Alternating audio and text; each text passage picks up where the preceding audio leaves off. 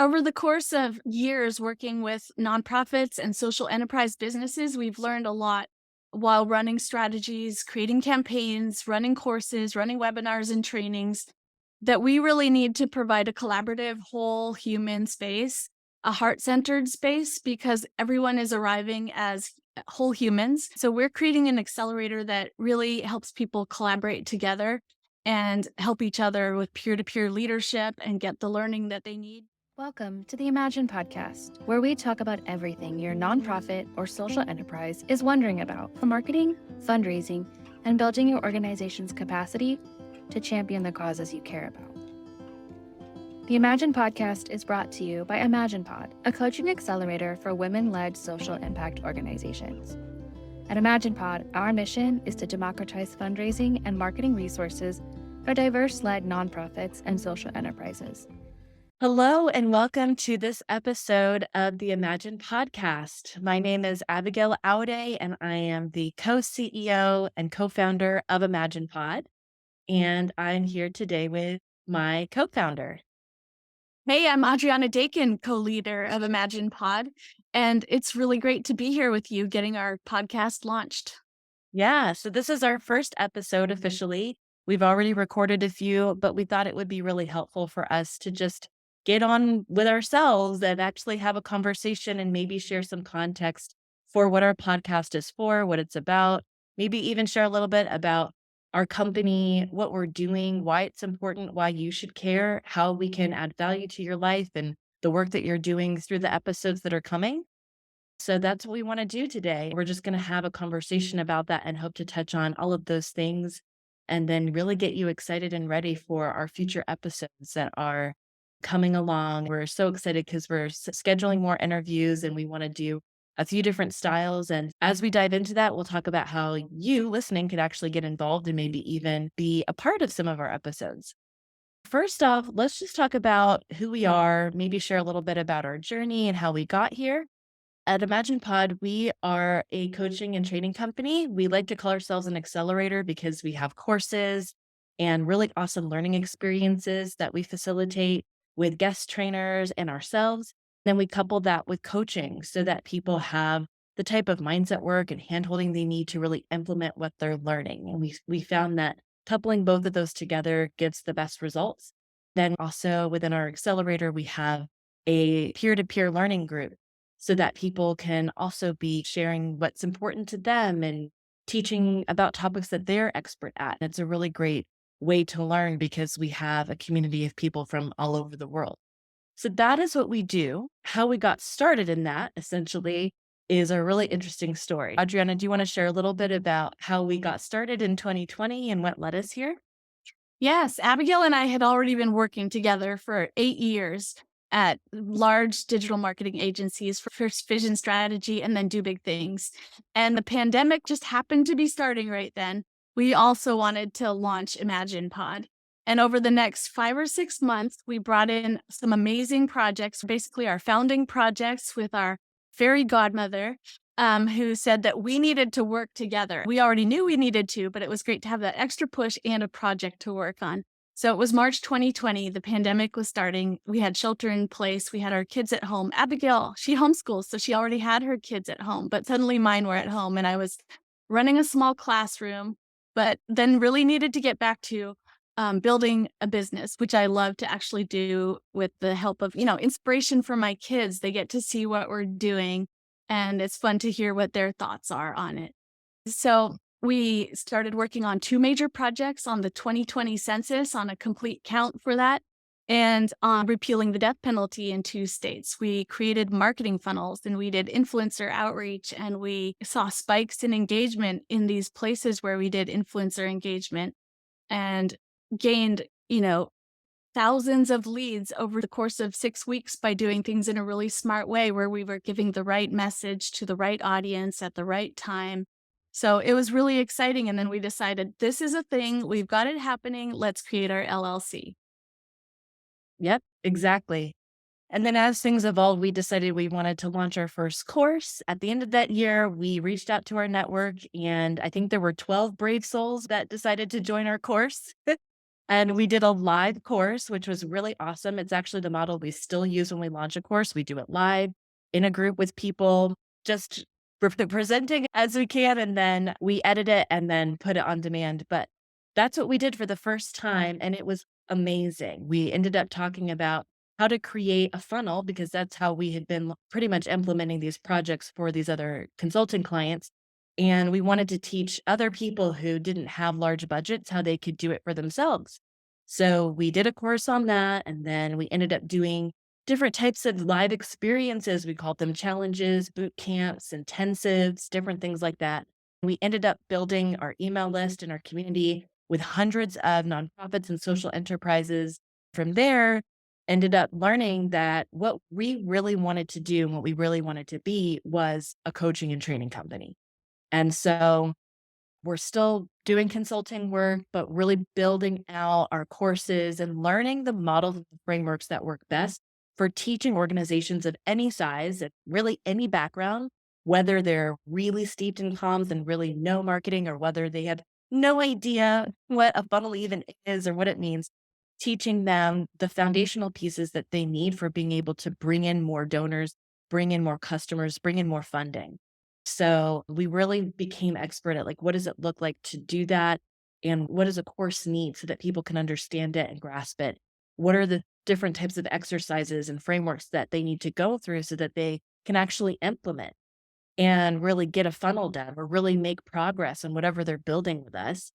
And then how do they learn from each other? And how do we curate a really great group of people, especially because we're bringing together people from across sectors, causes, and even continents. And we've had people join where English wasn't even their first language, where they were in a time zone that's so different from ours. And we were learning a lot. So we did that all the way through today. And now we're really focused on our accelerator and we're really excited about that and building it out. Was there anything else that you wanna share on that in terms of what we're building now and what Yeah. Imagine was turned into?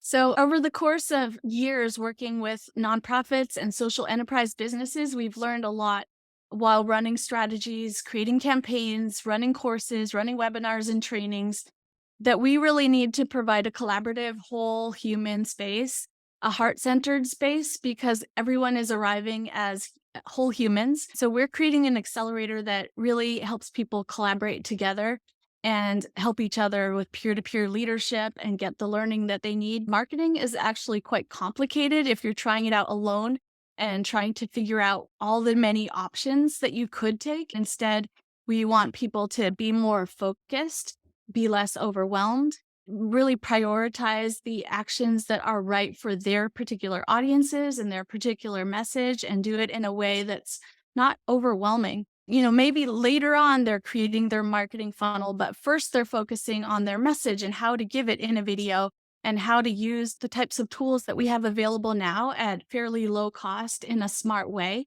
Video platforms have increased their capabilities immeasurably, but the cost is very low. You just have to know really strategically how to craft a message that's both authentic and heartfelt, but also reaches people in a way that moves them to action, because it isn't that easy to get somebody to get out their wallet and to buy something from you, even if your course is great. There's a lot of distractions in the world.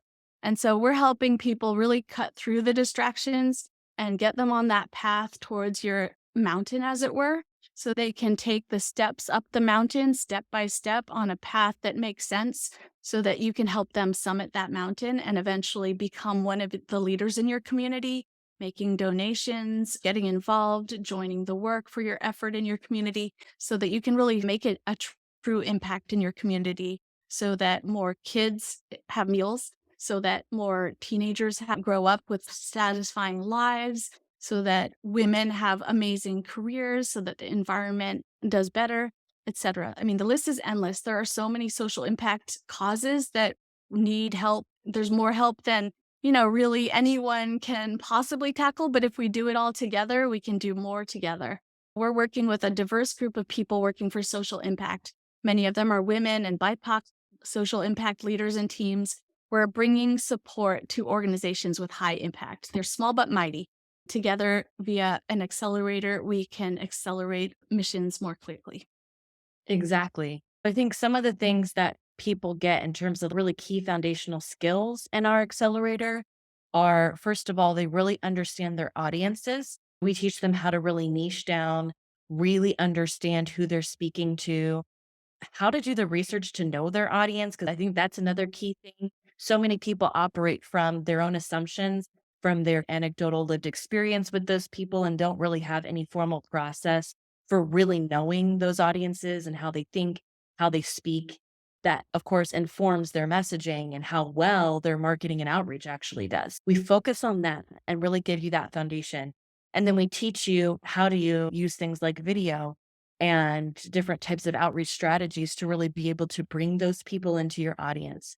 And then how do you nurture relationships with them, build your email list, then get them to take high commitment actions. Those are the actions that Adriana mentioned, like pulling out their wallet to donate or buy something, which isn't easy to do, or signing a petition, which is something we've worked on before for several campaigns. Getting people to do that also is a high commitment action. Getting people to pull out their phone and call a legislator or to do something like that is a high commitment action. Getting people to volunteer or show up to an event, especially if you're asking them to show up to some space in person. Those are high commitment actions that these types of organizations need people to do. Our process essentially helps you get people to do that and then really build a relationship, thinking about them as real whole people so that they are really invested and ready to do this sustainably with you. We call this building loyalty because we know this is the key for especially smaller organizations that have big causes and big work that they need to do in communities. You need loyal people. You need to build your audience with loyal people who are going to be committed to doing those actions time and time again because they really believe in what they're doing with you. That's what our program does. And we have a lot of frameworks that help you get there. I wanted to speak a little bit more about the ability to really work with other peers and a diverse but yet aligned environment and how we've curated that and brought many people in. I think that that is another really unique piece to what we bring in our accelerator that I don't really know you can get anywhere else. You can always sign up for a course and do that by yourselves. But to have the coaching element and really be building relationships with others, that's a little bit more unique. So Adriana, do you want to speak a little bit to that? Yes, with group coaching, we bring our own vast expertise and we bring in experts in a variety of social impact fields. Plus, we really invite peer to peer cross pollination of ideas between organizations and social enterprise businesses. We have a mastermind environment and accountability sessions and rich discussions so that people can really share their ideas. You can actually end up in unexpected places, which is so fun to see. You cannot predict what will happen when you have a social impact leader in South Africa cross pollinating ideas with another in France and helping each other in a way that is just actually beautiful. It's like creating a quilt across the globe. People with similar goals, all mission driven entrepreneurs, people who are ready to learn, but also already know so much. We can help advance their learning and they can share what they know already. It's an amazing experience to be in a coaching situation together. Oh, I love how you said it's like a quilt. I think that kind of shows how important that type of learning is. Any organization that's never done that, I really invite you to do that. I think everybody feels like they know how to learn when it comes to just taking a class and having a teacher. But maybe there are many leaders who've never had the kind of supportive environment where they feel like they had value to add. There are people learning from them, and then they have really unique, different types of perspective from all these other people in the group. But everybody really wants everyone to succeed, to implement, to grow their organization, to grow their cause. It's super supportive. Real relationships are formed in it. It's really, really special and unique experience. And we really love facilitating those. One thing I think it would be great to dive into a little bit more is why we're focusing specifically on helping organizations of any size, especially those that are under resourced, but have really high impact in what they do, those that are led by women and people of color. One of the reasons why is really simple. It's not complicated. It's just that we've actually attracted a lot of those types of organizations already. We've had that history over the first 3 years of our business, really working with those types of organizations and building a lot of what we've learned that works around their needs, around their challenges. and seeing them be able to implement the work and see success. We feel like we're really well positioned with this accelerator to serve those types of organizations. And then another reason why is really because those are the organizations that are doing the work. They come to us and they share stories around what is that they do, what their theory of change is, and then they tell us exactly how they do it. And we're just super inspired, but also blown away by the actual work that those leaders do because they're not in it for the glory or for the PR or any of that. They just are doers. They go out in their community and they try to figure out how they can fulfill a need. And those are the organizations that really don't have the type of support that they need. They don't have holistic leadership support. They don't really have anyone that is making it accessible for them to learn skills to build their organization that brings in money and also an environment where they can do that with peers. That is what we felt like was really a solution to that need. And that's why we wanted to focus on those types of leaders. We also have done a lot of research on this. So I just wanted to talk a little bit about some of the stats that really give some research to back why this is important and why we want to focus on these communities that I think might be shocking for people. Or maybe if you're in the social impact space, you might already know it because you see it and you're like, yeah, preaching to the choir. This rings true for me. So, one of the statistics that I think a lot of people might not know, but maybe assume because they see this, is that women actually make up 75% of the nonprofit workforce. There was a report that was published by the Women's College of the University of Denver that talked about this and how even though women make up the majority of this workforce, they really don't hold a lot of the CEO or leadership positions. Men still hold almost 80% of those across the board. So you see that there's this really disproportionate inequity that's kind of weird for a workforce that's predominantly women. And you see the same thing happening in terms of salary. Women still make 66% of the salaries of their male counterparts in the nonprofit space. We're the largest in the workforce that hold less leadership and still get paid a lot less. Even though I think all of us know that women are the ones who are really doing work. They are the ones who oftentimes are starting organizations or a 501(c)(3) to kind of hold a structure around things that they're probably already doing, ways that they were already serving communities, and they're struggling to bring in funding. Traditionally, women don't have the funding or the networks to be able to do that. So that's really interesting. There's a report that was published by Network for Good that talks about how it's only 7.5% of all nonprofit executive staff are women and women of color, and 14% of boards. So it's an even smaller percentage when you think about women of color, who are the fastest growing demographic in terms of people who are starting businesses. It's probably a similar statistic when we think about starting nonprofits, but they still are not holding any power or leadership. This is a real inequity that we see. We've actually seen it with our own eyes because we're working with these types of organizations.